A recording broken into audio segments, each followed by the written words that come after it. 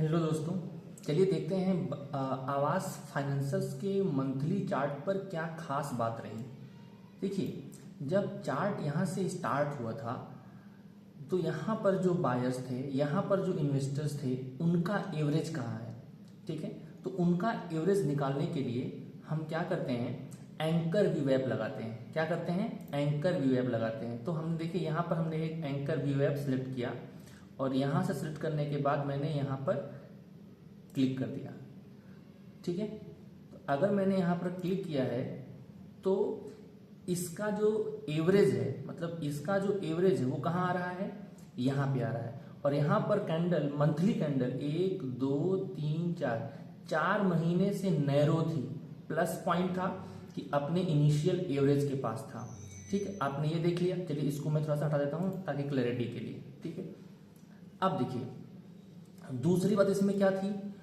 दूसरी बात थी कि 20 SMA के ऊपर जो कैंडल्स हैं वो सो रही थी।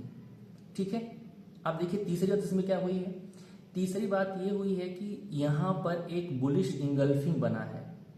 ठीक है, उसके बाद एक और खास बात इसमें क्या थी, इसमें खास बात एक और ये थी कि यहाँ से यहाँ, ठीक है, मान लेते हैं यहाँ से यहाँ, यहाँ से यहाँ, यहाँ से यहाँ, ठीक है ना, एक डब्लू पैटर्न बना हुआ है। नहीं दिख रहा होगा, मैं कलर चेंज करता हूँ तो मैं मान लीजिए व्हाइट कर देता हूँ। ठीक है, तो अब क्या आएगा, एक यहाँ से यहाँ, यहाँ से यहाँ, यहाँ से यहाँ, यहाँ से यहाँ, फिर ये कैंडल यहाँ पर इस तरीके से चल रही थी। क्लियर है, तो यहाँ पर डब्लू पैटर्न भी बना हुआ था। चलिए, जब डब्लू पैटर्न बना हुआ था तो हम इसको भी हटा देते हैं। तो डब्लू पैटर्न ने भी काम किया है।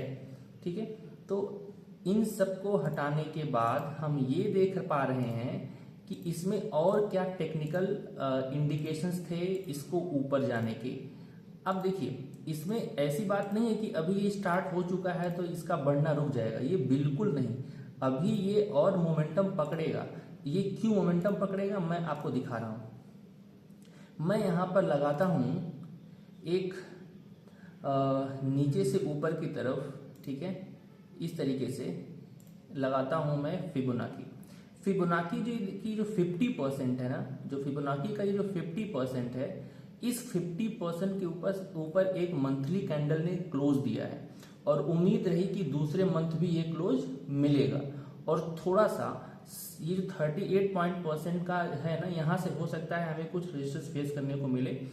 लेकिन इसके बाद अब जब ये मोमेंटम पकड़ेगा ना, तो इसके बाद की जो मूवमेंट है वो कितना अच्छा आने वाला है। क्योंकि ये इंडिकेशन होता है कि अगर कोई चार्ट आप जाकर के देखिएगा, लगाइएगा, अगर कोई चार्ट अपने 0.5 के ऊपर क्लोज कर जाता है मंथली टाइम फ्रेम पर, तो वो कितना बढ़िया से रॉकेट होता है और कितना अच्छा मोमेंटम आता है।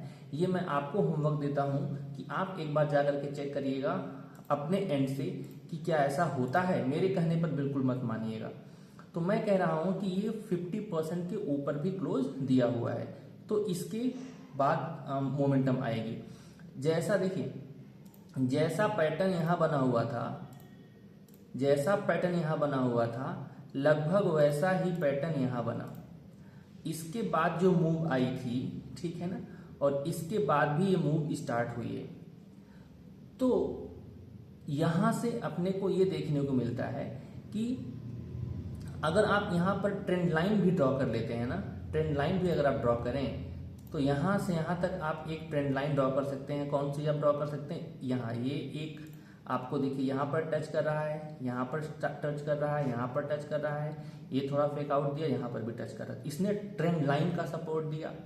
पहली खास बात क्या थी। दूसरी खास बात थी, इसने 20 SMA का सपोर्ट दिया।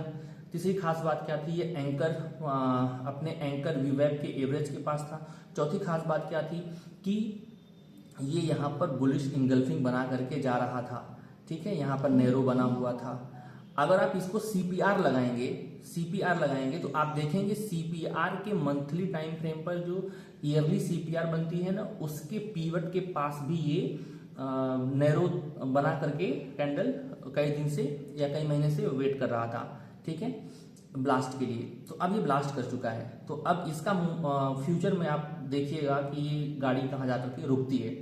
क्योंकि यहाँ पर ये सफिशिएंट टाइम पास कर ली है, ये जो टाइम है ना, ये सफिशिएंट टाइम पास कर ली है, अब इसके पास मूवमेंट ही मूवमेंट बचती है। तो ये था पूरा टेक्निकल एनालिसिस, और मैंने आपको कई रीजन काउंट करवा दिए कि ये क्यों मूव करेगा और क्यों मूव कर रहा है। Thank you.